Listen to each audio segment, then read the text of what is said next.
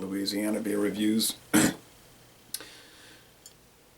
Captain Pumpkin's Maple Mistress Imperial Ale from Saucony Creek Brewing of Kutztown, Pennsylvania.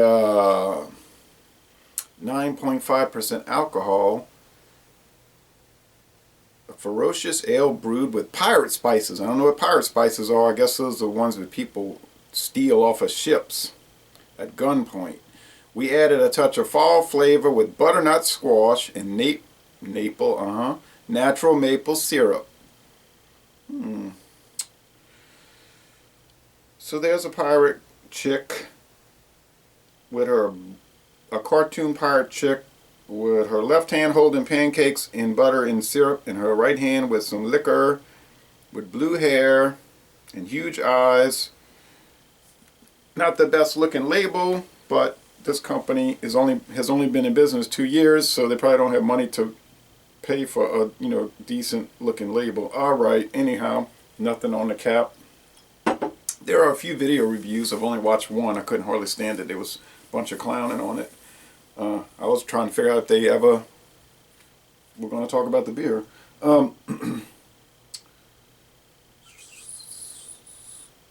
8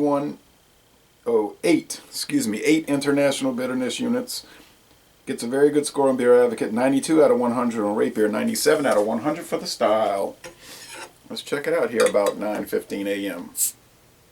Would have started earlier, but I was at a basketball game, got home late, wanted to check all the scores and look at highlights of basketball and baseball, so the time, and then was reading the sports page, so the time did certainly get away from me. Then there's other stuff coming up today, like on television, sports. What else? Well, it looks like a pumpkin beer, orange. It's like pumpkin orange, and it's very overcast outside, so I'm not getting much light from out there. The lighting here is not too good. It's sediment throughout, pretty thick, chunky sediment. Creamy head, not a cream colored head. The head's not much. It's not much there. All right. I don't know what to say. It was supposed to be chilled the whole time, but I had it on the shelf at the Red, White, and Brew in Hammond, so maybe it deteriorated. I don't know though. It still smells strong, like pirate spices. I live not too far from the Gulf of Mexico, which was full of pirates.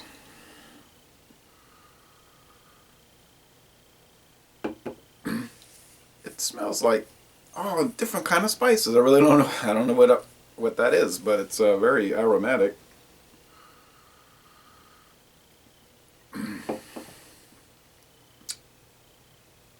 I can't pin them down.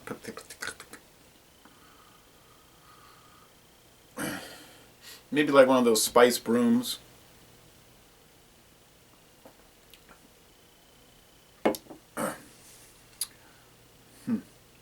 Maybe nutmeg and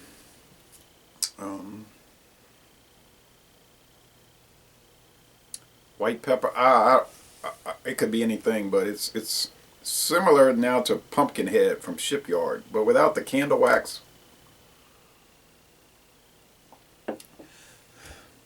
It's vegetal.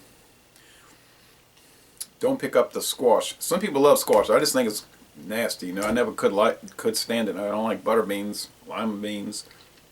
I like most beans. I'm not too picky about food really, but there's certain things I just don't like. The mouth feels medium. The alcohol is not really shining through. I mean, they're saying, was it 9.2?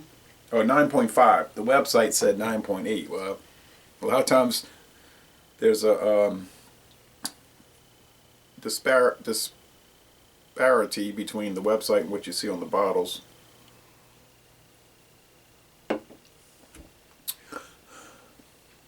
It's pretty rich. It's pretty flavorful. It's not overly spiced. It's not gross in any way. The finish is on the wet side. It's pretty drinkable for such a high alcohol. I would never dream it was 9.5. I'm telling you, if I was drinking this without the stats, knowing any better, I would think it was 5.5. So if it really is truly 9.5, this could get you in trouble if you drink a bunch. But it's the kind of thing where if you drink one, you really wouldn't want to drink anymore. It's a fall, even though we're heading towards spring now, it's a fall novelty beer. Something you might give someone as a gift if their birthday is in October. But it is not an everyday drinker. Like, say, Peels. I bought this can in Connecticut on US Highway 1. 6-pack. And then I bought a 6-pack of tall cans once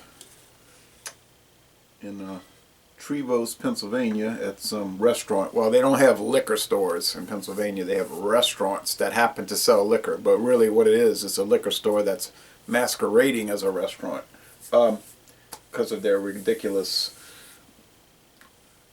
alcohol laws. Now this says Peel's Real Draft Premium Beer Keg Can. It's all aluminum can. I bought. They used to have a good flea market up there in East Baton Rouge Parish along US Highway 61, and but it's deteriorated now. All they sell look like now they sell now is tools that were stolen off of a train. But it says this is real draft beer, non-pasteurized draft beer. No refrigeration until ready to go. I don't think these companies could back that up. Because remember when Miller Genuine Draft came out in 85, 86, they claimed that they were the first true packaged draft beer. So, but anyway, that's cool. They have the can. I wish I could have tried it. And then Peel's Light, which they still make, believe it or not. Peel's Light. But it's about as rare as it can get. If you ever see Peel's Light, or if you ever see Peel's, you better pick it up, because chances are you ain't going to see it. Here's an old magazine I got in 1987 when I worked at Taco Bell. They gave everyone a free issue of this.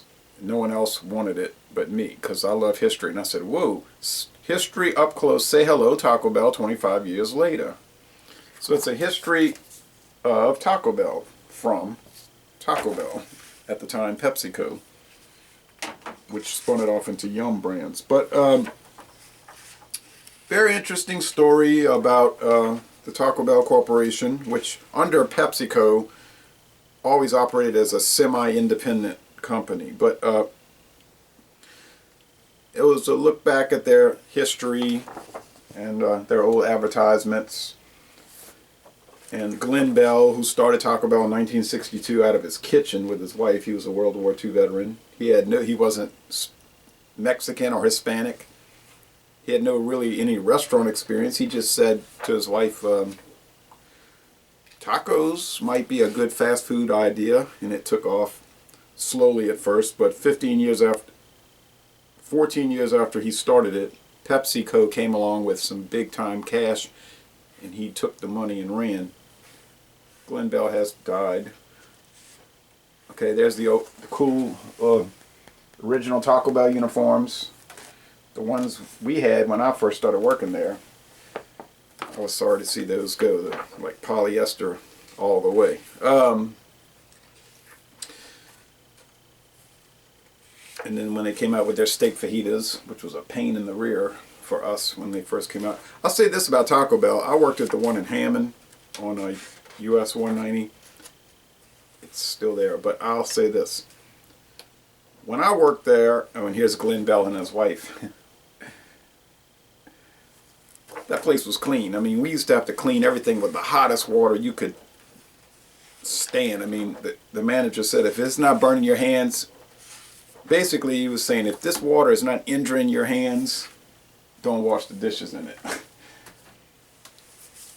No joke. And they used to clean that thing with steaming hot water and some really strong cleanser every night on the floor. So I never saw a roach or nothing in there bad.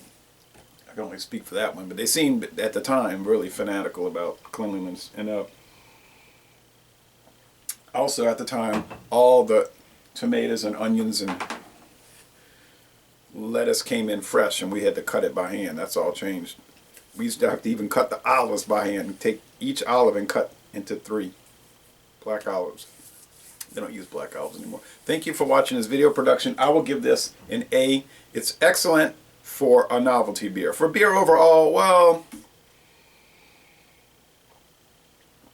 I guess I'll give it a B. It's hard to rate these novelty beers fairly because they're so niche and it's really not something you drink every day.